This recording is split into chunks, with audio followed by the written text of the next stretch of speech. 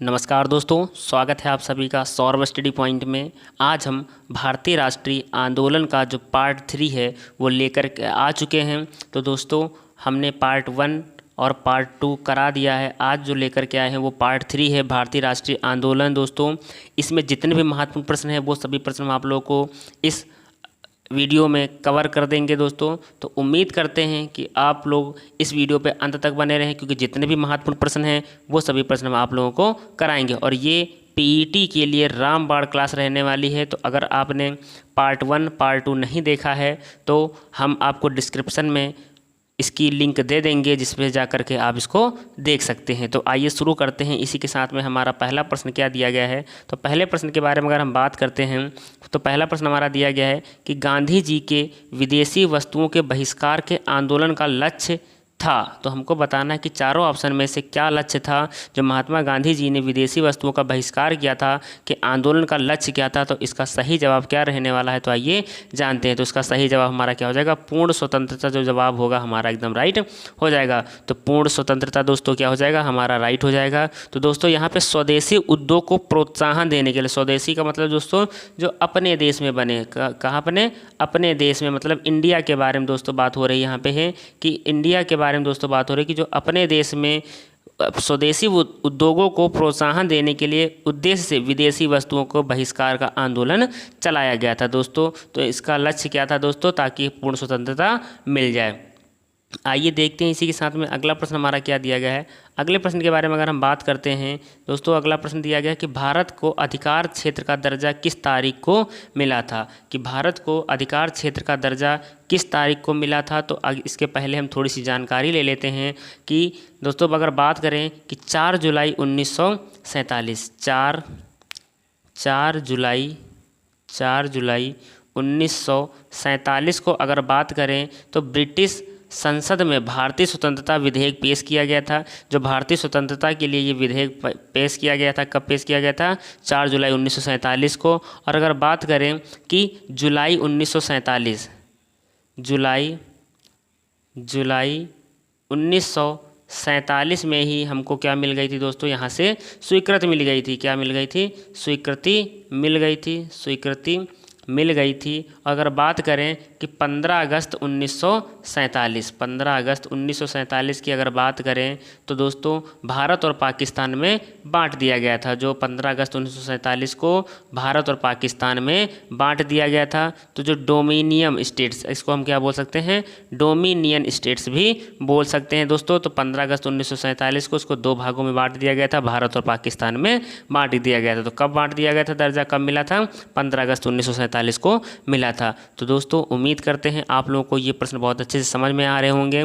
PET के लिए रामबाण क्लास है। अगर आपने पार्ट 1 और पार्ट 2 नहीं देखा है तो हम आपको डिस्क्रिप्शन में लिंक दे देंगे, वहाँ से जा करके आप इस वीडियो को देख सकते हैं। अगर बात करें अगले प्रश्न की कि गांधी जी की सबसे महत्वपूर्ण शिक्षाएं निम्नलिखित में से कौन सी हैं। 4 ऑप्शन दिए गए हैं, चारों ऑप्शन में से इनकी शिक्षाएं कौन सी हैं तो हमको बताना है। तो इसके सही जवाब के बारे में अगर हम बात करते हैं तो इसका सही जवाब हमारा क्या हो जाएगा दोस्तों, इसके 2 ऑप्शन हमारे राइट हो जाएंगे। एक तो हो जाएगा सत्य और दूसरा हमारा क्या हो जाएगा, अहिंसा। तो दोस्तों इसका जो सही ऑप्शन हमारा क्या है, दोनों ऑप्शन फर्स्ट और ऑप्शन सेकंड जो हमारा दोस्तों ऑप्शन होगा वो राइट हो जाएगा। तो गांधी जी की सबसे महत्वपूर्ण शिक्षाएं क्या थी, सत्य और अहिंसा शिक्षाएं इसकी रहने वाली थी। बात करें सत्याग्रह के बारे में तो सत्याग्रह जो था ये जन आंदोलन का प्रमुख अस्त्र था। किसका था, जन आंदोलन, जो लोगों के लिए दोस्तों आंदोलन करते थे गांधी जी, ये सत्याग्रह हमारा हो जाएगा। तो अगर बात करें इनकी शिक्षाओं के बारे में तो सत्य और अहिंसा इनकी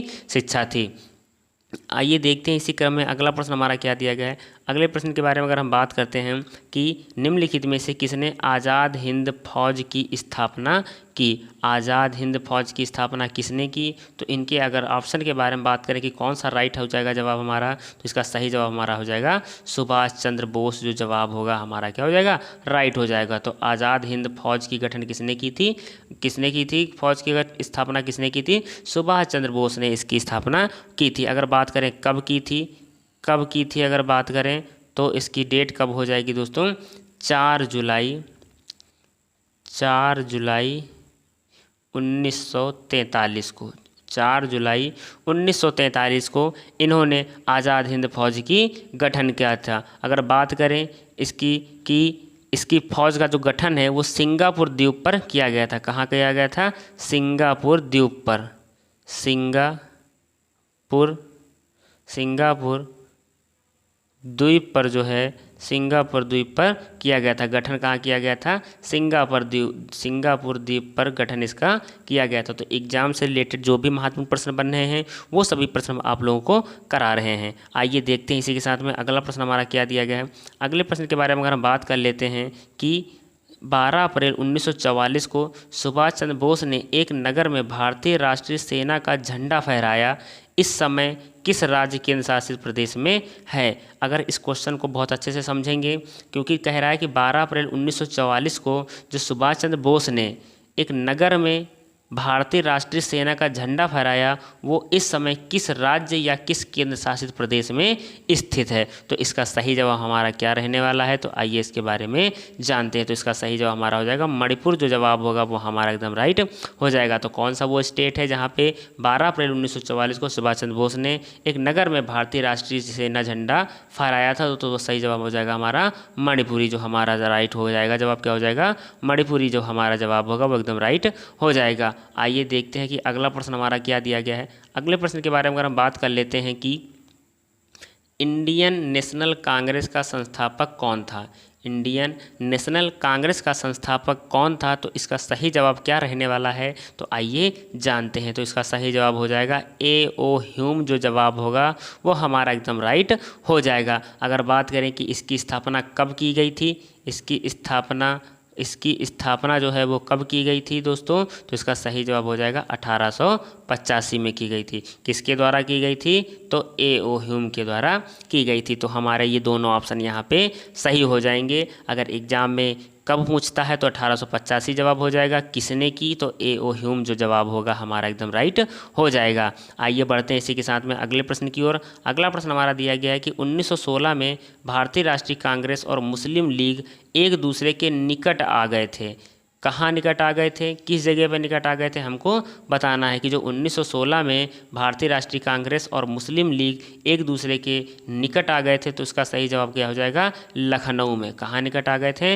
लखनऊ समझौता जब हुआ था तो ये लोग आपस में क्या हो गए थे? निकट आ गए थे। तो दोस्तों अगर बात करें कि 1916 में जो भारतीय राष्ट्रीय कांग्रेस और मुस्लिम लीग, भारतीय राष्ट्रीय कांग्रेस और जो मुस्लिम लीग है, लखनऊ में हुए समझौते, लखनऊ में जो समझौता हुआ था 1916 में, लखनऊ में जो समझौता हुआ था ये एक दूसरे के निकट आ गए थे। ये एक दूसरे के निकट आ गए थे। तो हमारा सही जवाब क्या हो जाएगा? लखनऊ हमारा एकदम राइट हो जाएगा।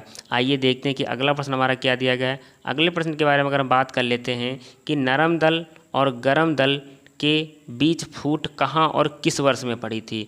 जो नरम दल और गरम दल के बीच जो फूट है वो निम्नलिखित में से किस वर्ष में पड़ी थी? तो आइए इसका जवाब के बारे में जानते हैं कि इसका सही जवाब क्या रहने वाला। तो बात करें कि नरम दल और गरम दल के बीच फूट जो है कब पड़ती है? तो 1907 में पड़ती है। फूट कब पड़ती है? 1907 में पड़ती है। कांग्रेस सूरत अधिवेशन में पड़ी। कहाँ पड़ी? कांग्रेस सूरत अधिवेशन में पड़ी। बात करें कि 1916 में लखनऊ अधिवेशन में दोस्तों ये दोनों धड़े जो थे वो पुनः एक दूसरे से मिल जाते हैं। कब मिलते हैं? अगर क्वेश्चन आ जाता है कि फूट कब पड़ी तो 1907 में सूरत अधिवेशन में पड़ी। अगर बात करें ये लोग मिल कब जाते हैं तो मिलने की अगर बात करें तो कब मिल जाते हैं? 1916 में। 1916 में कहाँ मिलते हैं दोस्तों? तो ये कहाँ मिलते हैं? इसका सही जवाब हमारा क्या हो जाएगा? लखनऊ अधिवेशन में दोस्तों ये दोनों आपस में मिल जाते हैं। कहाँ मिल जाते हैं? लखनऊ अधिवेशन में जो है ये मिल जाते हैं। तो हमारा राइट जवाब क्या हो जाएगा? पहला ऑप्शन जो है 1907 में कांग्रेस के सूरत अधिवेशन में जो है वो नरम दल और गरम दल के बीच फूट पड़ी थी दोस्तों। तो इसका सही जवाब हमारा पहला जो होगा वो एकदम राइट हो जाएगा। आइए देखते हैं इसी क्रम में अगला प्रश्न हमारा क्या दिया गया है। अगले प्रश्न के बारे में अगर हम बात कर लेते हैं कि जलियांवाला बाग हादसे में कौन ब्रिगेडियर संबंधित था?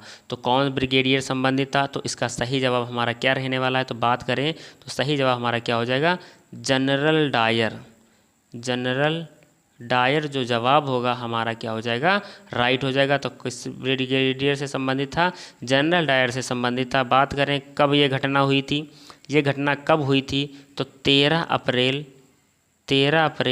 1919 को, 13 अप्रैल 1919 को बैसाखी के दिन कहाँ पे हुई थी, अमृतसर के जलियांवाला बाग में। अमृतसर के कहाँ हुआ था, जलियांवाला बाग कहाँ हुई थी, जलियांवाला बाग के अंदर ये घटना घटित हुई थी। तो अगर एग्जाम में ये भी पूछ लेता है कि जलियांवाला बाग हत्याकांड जो है वो कब हुआ था, तो 13 अप्रैल 1919 को हुआ था। और उस समय जो जनरल डायर था वो ब्रिगेडियर था। ये घटना कहाँ है हुई थी, जलियांवाला बाग कहाँ स्थित है, तो ये अमृतसर के अंदर स्थित है। ये एग्ज़ाम के लिए वेरी इंपॉर्टेंट प्रश्न है। इसी तरह के प्रश्न आप लोगों को देखने को मिल सकते हैं। तो उम्मीद करते हैं कि आप लोगों को ये वीडियो बहुत अच्छा लग रहा होगा। और अगर आप लोगों को वीडियो अच्छा लग रहा है तो हमारे चैनल को सब्सक्राइब कर लीजिएगा। आइए देखते हैं कि अगला प्रश्न हमारा क्या दिया गया है। अगले प्रश्न के बारे में अगर हम बात करते हैं कि लाला लाजपत राय किसके विरुद्ध प्रदर्शन कर रहे थे जब वे पुलिस की नृशंसता का शिकार हो गए थे। मतलब दोस्तों इन पे लाठियां बरसाई गई थी जिसकी वजह से इनकी मृत्यु हो गई थी। तो अगर बात करें तो इसका सही जवाब क्या हो जाएगा, साइमन कमीशन। क्या हो जाएगा, साइमन कमीशन जो जवाब होगा हमारा राइट हो जाएगा। तो किसके विरुद्ध प्रदर्शन कर रहे थे, साइमन कमीशन के विरुद्ध क्या कर रहे थे, ये प्रदर्शन कर रहे थे। अगर बात करें कि लाला लाजपत राय वर्ष 1928 में, कब साइमन कमीशन कब आया था, 1928 में। ये कमीशन के विरुद्ध प्रदर्शन करते समय पुलिस के दोस्तों क्या हो गए, नृशंसता का जो शिकार हो गए थे। बात करें किसका शिकार हो गए थे दोस्तों, हम आपको यहाँ पे लिख के बता दे रहे हैं। ये हिंदी का वर्ड है, नृशंसता के शिकार हो गए थे, जिसमें लाला लाजपत राय की मृत्यु भी हो गई थी। आइए देखते हैं कि अगला प्रश्न हमारा क्या दिया गया है। अगले प्रश्न के बारे में अगर हम बात कर लेते हैं, अगला प्रश्न हमारा दिया गया है कि गांधी जी की अध्यक्षता में एकमात्र AICC अधिवेशन कहाँ आयोजित किया गया था। तो गांधी जी की अध्यक्षता में AICC अधिवेशन जो है वो कहाँ आयोजित किया गया था। तो इसका सही जवाब क्या हो जाएगा हमारा, बेलगाम जो जवाब होगा हमारा क्या हो जाएगा, राइट हो जाएगा। तो तीसरा ऑप्शन हमारा एकदम राइट हो जाएगा। अगर बात करें बेलगाम में कब किया गया था, तो अगर डेट के बारे में बात करें तो कब हो जाएगा, 1924 में। कब किया गया था, 1924 में किया गया था, जो एग्ज़ाम के लिए वेरी वेरी इंपॉर्टेंट प्रश्न है। तो दोस्तों उम्मीद करते हैं कि अगर आप लोगों को ये वीडियो अच्छा लग रहा हो तो हमारे इस चैनल को सब्सक्राइब कर लीजिएगा, ताकि पेट से रिलेटेड महत्वपूर्ण कॉम्पिटिटिव एग्जाम से रिलेटेड जितने भी महत्वपूर्ण परीक्षाएं होती हैं दोस्तों, उन सभी को हम आप लोगों के लिए बेहतर से बेहतर आप लोगों के तक क्वेश्चंस को पहुंचाएंगे, जो एग्ज़ाम में आपको बहुत ही लाभ पहुंचाएंगे। आइए देखते हैं कि इसी के साथ में अगला प्रश्न हमारा क्या दिया गया है कि महात्मा गांधी ने 1930 में सिविल अवज्ञा आंदोलन कहाँ से आरंभ किया था। सिविल अवज्ञा आंदोलन जो है वो कहाँ से प्रारंभ किया था, तो इसका सही जवाब हमारा क्या हो जाएगा, दांडी। कहाँ से प्रारंभ किया था, दांडी से प्रारंभ किया था। तो दोस्तों इसके पहले जो मैंने आप लोगों को वीडियो सेकेंड वाला पार्ट जो है उसमें हमने आपको दांडी के बारे में एक्सप्लेन किया है, बताया है। आज हम फिर से वही प्रश्न रिपीट हुआ है। तो आइए दांडी के बारे में थोड़ी सी जान लेते हैं कि महात्मा गांधी ने अगर बात करें तो 12 मार्च 1930 को साबरमती आश्रम से, कहाँ से, साबरमती आश्रम से दोस्तों अपने 78 सहयोगियों के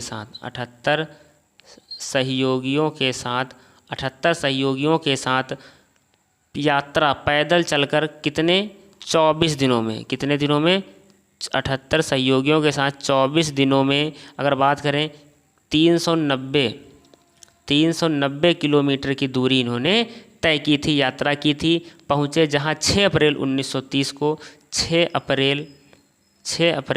1930 को 6 अप्रैल 1930 को इन्होंने नमक कानून भंग कर सविनय अवज्ञा का आंदोलन का आरंभ किया था। दोस्तों एग्जाम के लिए ये वेरी इंपॉर्टेंट प्रश्न है। अगर पूछा जाता है कि सविनय सिविल अवज्ञा आंदोलन कहाँ से आरंभ किया, तो दांडी से। कब? 12 मार्च 1930 को। साबरमती से इन्होंने आश्रम से प्रारंभ किया अपने 78 सहयोगियों के साथ, और ये 24 दिनों तक दोस्तों क्या हुए, लगभग पैदल चलकर 390 किलोमीटर की दूरी इन्होंने तय की, और 6 अप्रैल 1930 को पहुंचकर इन्होंने नमक कानून भंग कर दिया।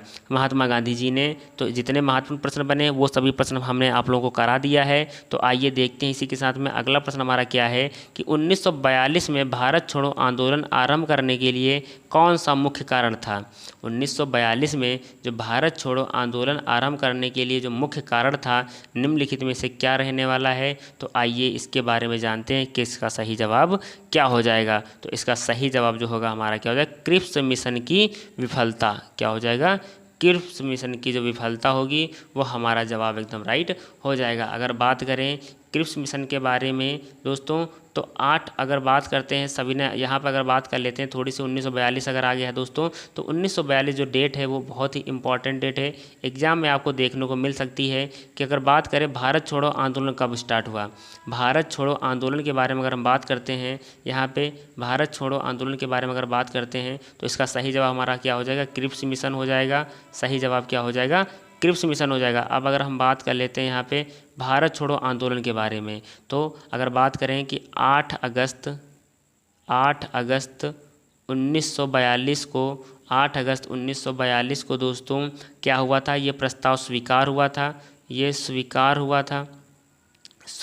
हुआ था। और अगर बात करें 9 अगस्त 1942 को भारत छोड़ो आंदोलन आरंभ हुआ था। क्या हुआ था, आरंभ हो गया था। भारत छोड़ो आंदोलन क्या हुआ था, आरंभ हो गया था दोस्तों। तो एग्जाम से रिलेटेड जो भी महत्वपूर्ण प्रश्न बने वो सभी प्रश्न हम आप लोगों को करा रहे हैं। आइए देखते हैं कि अगला प्रश्न हमारा क्या दिया गया है। अगले प्रश्न के बारे में अगर बात करते हैं कि भारत छोड़ो आंदोलन के दौरान समानांतर सरकार का गठन कहाँ किया गया था। कि भारत छोड़ो आंदोलन के दौरान जो है समानांतर सरकार का गठन कहाँ किया गया था। तो अभी हमने आपको बताया कि जो भारत छोड़ो आंदोलन है वो कब हुआ दोस्तों, तो 9 अगस्त। डेट नहीं पूछी जाती दोस्तों, ज़्यादातर ईयर पूछा जाता है। तो आप लोगों को 1942 ये बहुत अच्छे से तैयार रखना है। 1942 को भारत छोड़ो आंदोलन क्या होता है, आरंभ होता है। अगला प्रश्न था कि भारत छोड़ो आंदोलन के दौरान समानांतर सरकार का गठन कहाँ किया गया था। तो इसका सही जवाब क्या हो जाएगा, हमारा बलिया जो जवाब होगा हमारा क्या हो जाएगा, एकदम राइट हो जाएगा। चौथा ऑप्शन जो दिया गया है हमारा बलिया जो जवाब होगा वो एकदम राइट हो जाएगा। आइए बढ़ते हैं अगले प्रश्न की ओर। तो दोस्तों इसका सही जवाब हमारा क्या हो जाएगा, बलिया जो जवाब होगा हमारा हो जाएगा एकदम राइट हो जाएगा। आइए देखते हैं कि अगला प्रश्न हमारा क्या दिया गया है। अगले प्रश्न के बारे में अगर हम बात कर लेते हैं कि पूर्ण स्वराज की शपथ कांग्रेस किस अधिवेशन में ली गई थी। कि पूर्ण स्वराज की शपथ जो है कांग्रेस के किस अधिवेशन में ली गई थी। तो इसका सही जवाब क्या रहने वाला है, तो आइए जानते हैं। तो लाहौर अधिवेशन में। कहाँ ली गई थी, लाहौर अधिवेशन में जो है वो पूर्ण स्वराज की शपथ कांग्रेस के किस अधिवेशन में ली गई थी, तो लाहौर अधिवेशन में ली गई थी। कहाँ, लाहौर अधिवेशन में ली गई थी। दोस्तों आप लोगों को बता देना चाहेंगे कि अगर आप लोगों को ये वीडियो जो पेट के लिए एग्ज़ाम के लिए रामबाण क्लास है, उम्मीद करते हैं आप लोगों को बहुत अच्छी लगी होगी। और अगर आप लोगों को ये वीडियो अच्छा लगा है तो दोस्तों लाइक कमेंट शेयर करना ना भूलें। और अगर आपने अभी तक पार्ट 1 और पार्ट 2 नहीं देखा है तो हमारे डिस्क्रिप्शन लिंक जा कर के आप वहां से लिंक पर क्लिक करके आप लोग पहला और दूसरा पार्ट देख लेंगे, ताकि जो तीसरा पार्ट है दोस्तों वो कंटिन्यू आपका चल सके अच्छे से और आपको अच्छे से समझ में आ सके। तो दोस्तों अगर आप हमारे चैनल पे अभी तक नए हैं तो हमारे चैनल को सब्सक्राइब कर लीजिएगा। धन्यवाद।